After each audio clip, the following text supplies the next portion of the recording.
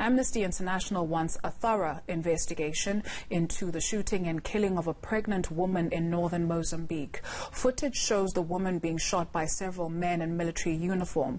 The government blamed the shooting on armed rebels, but in the video, soldiers accuse the woman of being part of a rebel group.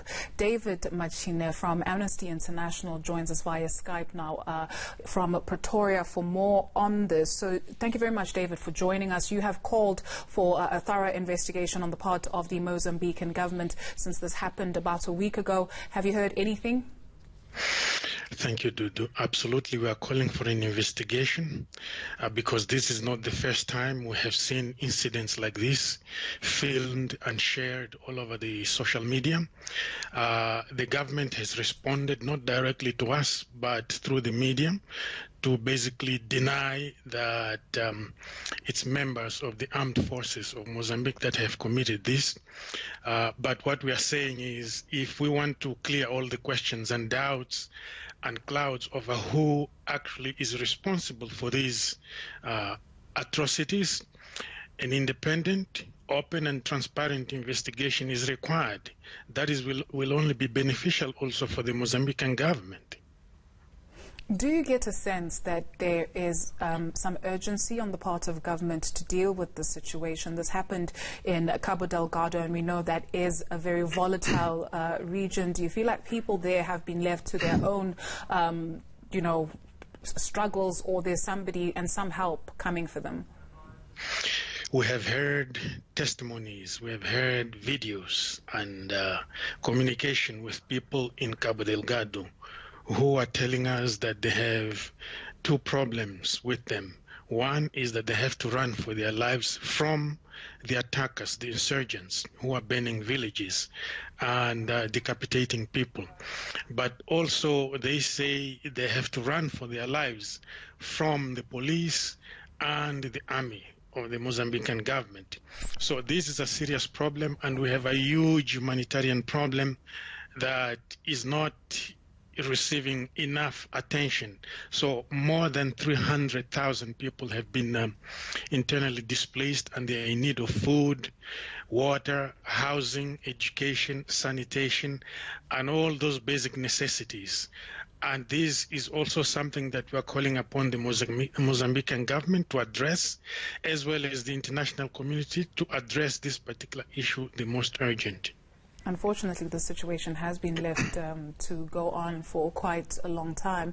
You talk about some 300,000 people being displaced, and some of the realities that people there actually faced. As Amnesty International, what kind of intervention that is actually tangible, that helps people, have you perhaps sought to engage in?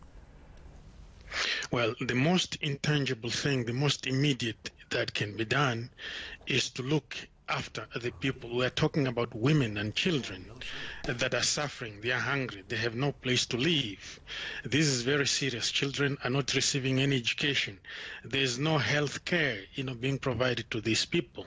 That is an immediate issue that the government and the international community should immediately put an intervention to help people. The other thing that we think that can be done immediately is the government forces to change course in the way they are conducting their attacks, their counterinsurgency. Because from the reports that we're receiving, they are also hostile to local communities.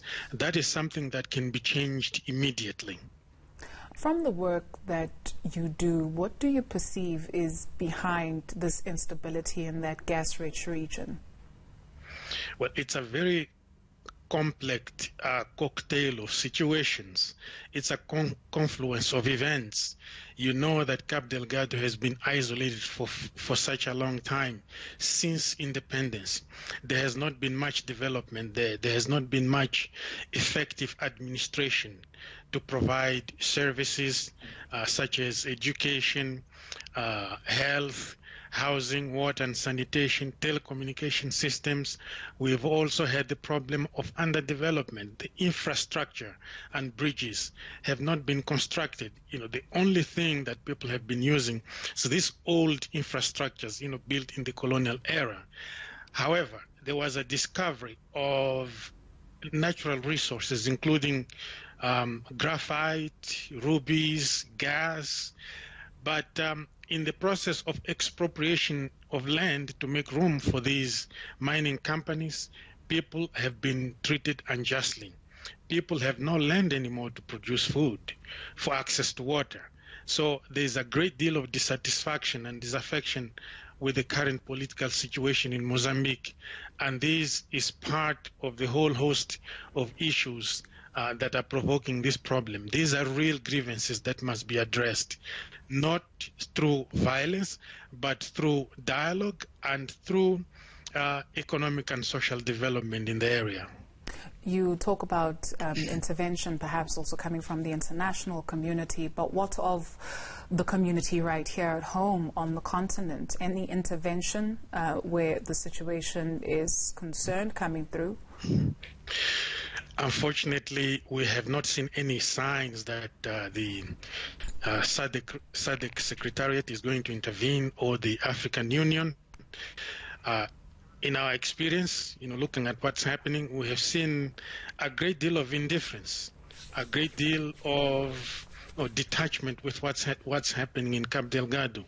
So it's not only the international community outside of Africa that should be involved in assisting the people of Mozambique and the government to calm down the situation and bring peace and prosperity, but also the regional community, SADC, and the African Union. It's their responsibility. Mozambique is Africa, Mozambique is SADC, Mozambicans belong here. They deserve to be protected by the governments of the region. Absolutely. Thank you very much. David Matsinhe from Amnesty International.